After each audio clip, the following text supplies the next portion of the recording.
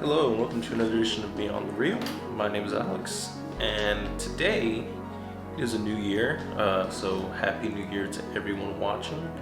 I hope this new year is a lot better. I hope you are able to reach some goals, and I hope you are able to be a lot happier. So, with that out of the way, let's go ahead and look at some of the big box office losers from 2021. So I obviously won't be talking about everything in this video, but just highlight a few box office losers. So we're gonna start off with Dear Evan Hansen. It made 18.9 million, and it cost roughly 28 million to make. Ran at about 2 hours 17 minutes. It was rated PG-13, and this was actually based on a Broadway musical. And not to be mean, but the dude that they cast in this movie looks like he's mid to late 30s, but he's supposed to be in high school, and it basically just follows him and his journey of self-discovery and acceptance after the suicide of a classmate. And I don't know, there didn't really seem like there was too much going around with this movie. I think I only saw like one trailer for it, so maybe the marketing or the subject matter had something to do with it. But apparently sits at a 6.1 out of 10 on IMDb, and it has a 30% score on Rotten Tomatoes. So it doesn't seem like the film was really that popular. It's generally mixed, it seems. But I don't know. I personally won't watch it, but yeah, that's our first loser that we're highlighting here. Moving along to In the Heights. It cost about 55 million to make, and it only made 43.9. It runs at 2 hours 23 minutes with a rating of PG-13. And what do you know? It's another musical. Yeah, this is the one that was based on, or that it had the connection to Lin-Manuel Miranda. And it basically follows a New York bodega owner who saves every penny as he imagines and sings about a better life. And I don't know, I feel like maybe this one, it could also have to do with musicals, because I know musicals, most general audiences don't really pay attention or even care to see musicals. And I mean, I fit into that category. I don't really care to see them because I don't feel that they translate as well on film.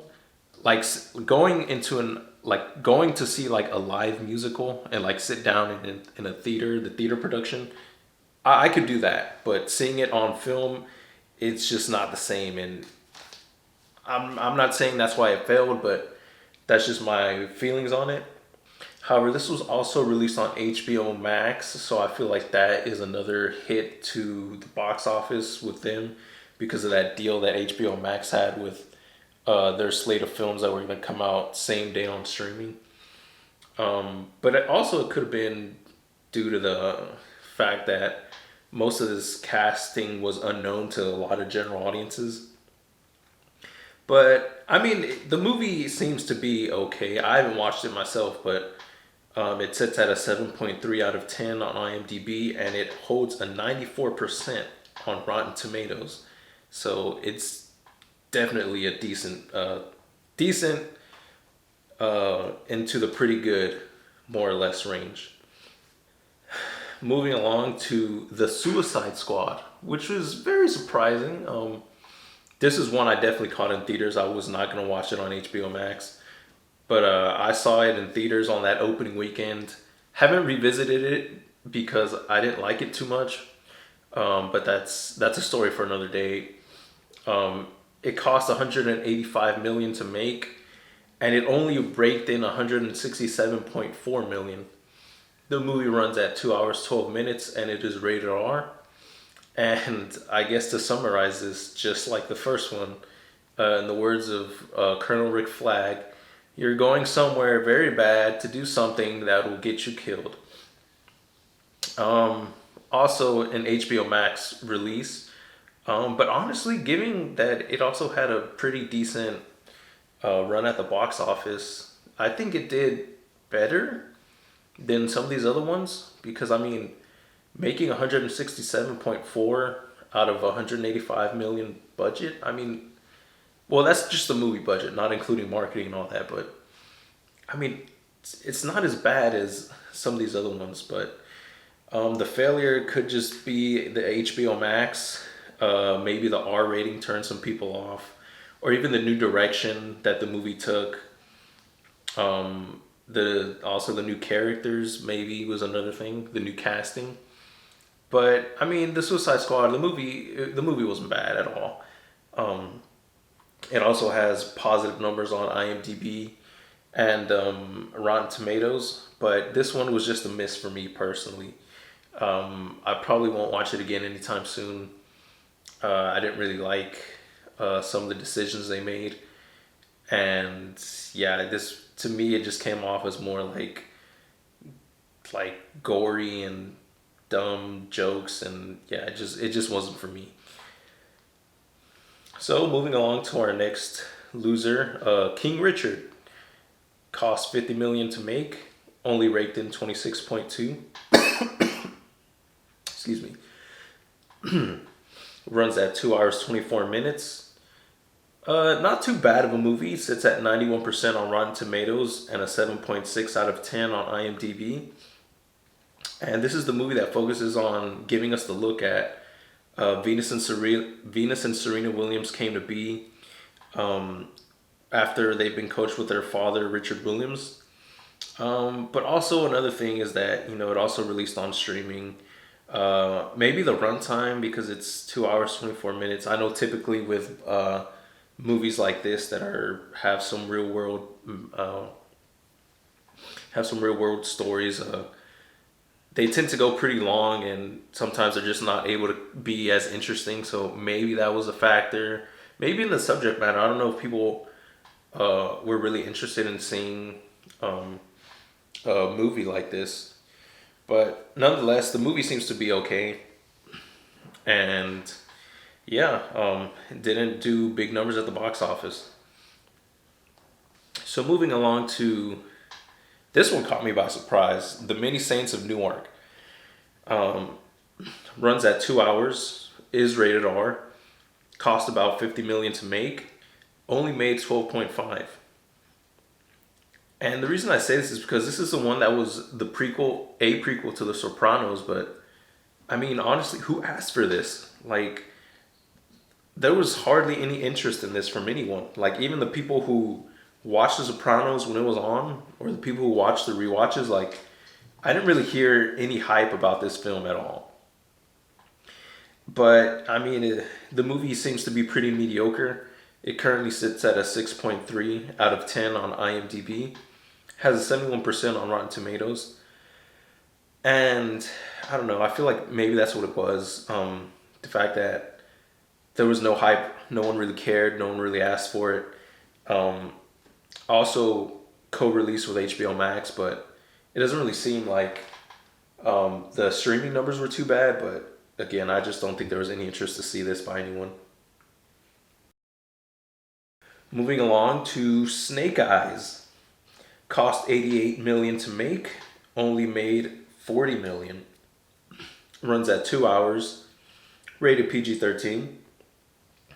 This was, I don't know if they were trying to just relaunch GI Joe, or if they were just cashing in on a property that they owned. But yeah, this is a prequel slash spin-off focusing on Snake Eyes. And basically for this, it's the same thing as the Many Saints of Newark in my eyes. It's who asked for this? Like, I don't really feel there's enough interest in this film.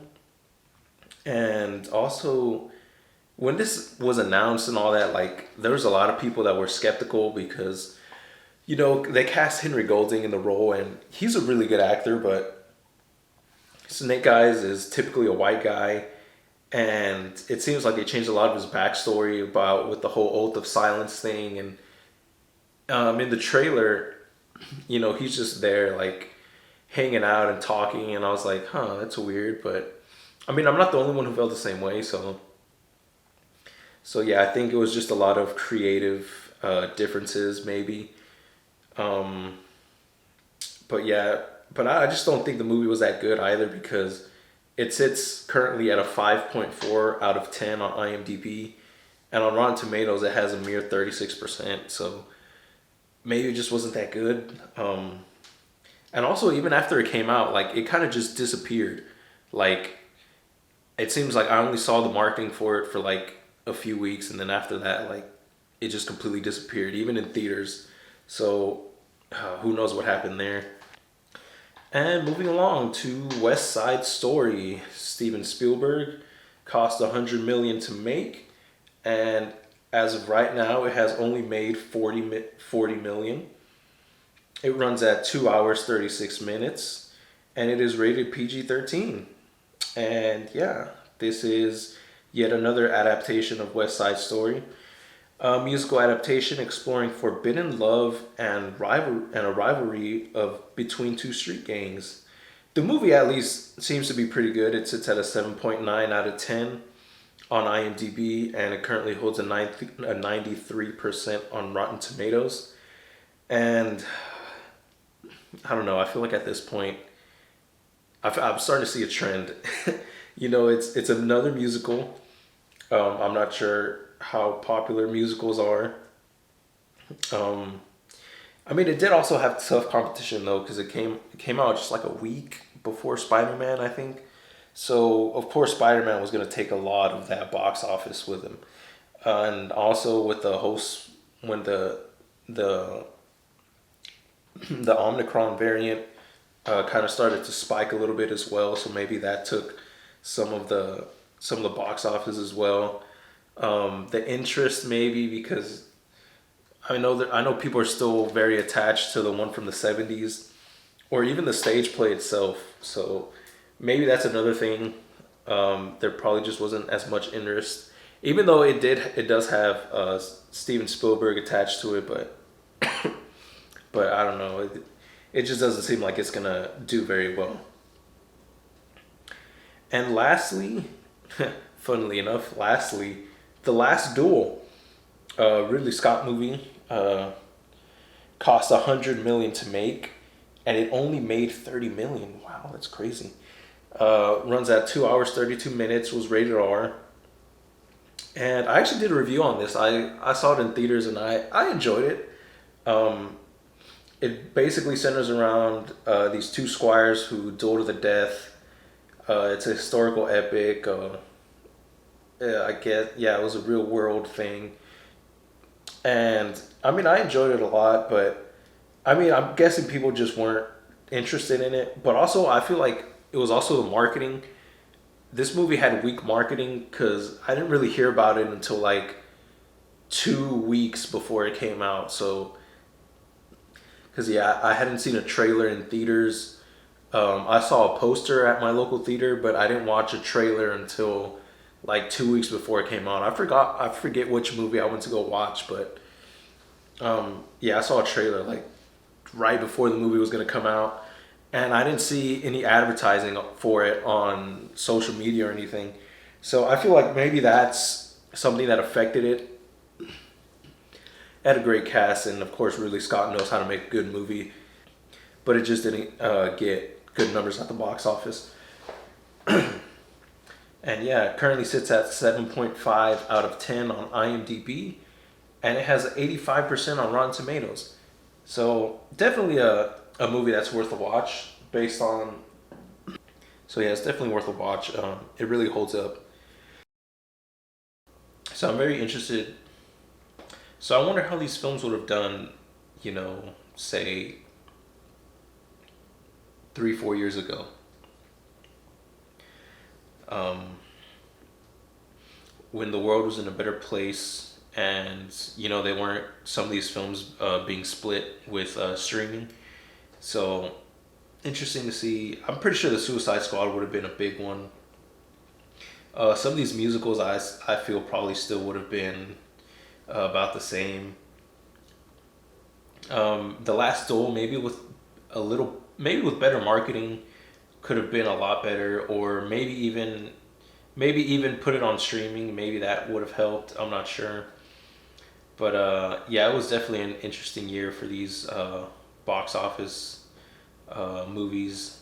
And the one thing I'm just the one thing that's on my mind is HBO Max, because I mean it was always a crazy thing for them to release movies same day on HBO Max as they do in theaters, which was just a crazy idea, and I still think it was a crazy idea.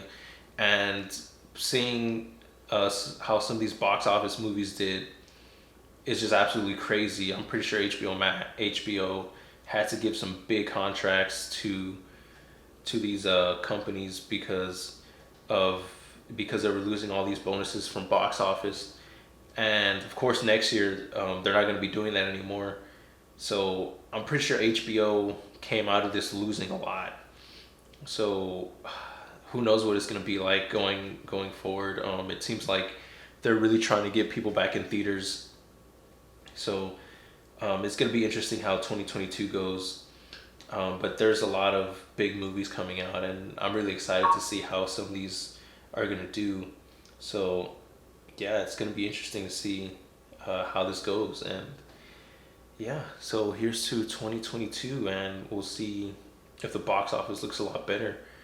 And yeah, that'll wrap it up. My name is Alex. This is Beyond the Real, and I'll talk to you soon. Bye.